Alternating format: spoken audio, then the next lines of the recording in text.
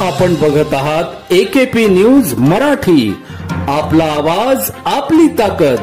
Subscribe करा, share करा, like करा।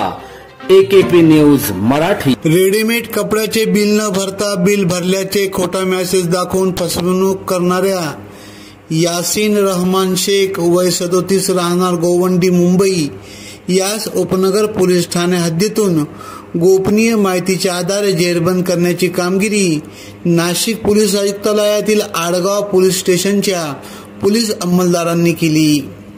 जत्रा चौफुलीवरील इनर कम्फर्ट या दुकानातून 10,000 रुपये किमतीचे कपडे घेऊन त्याने पोराबा केला होता।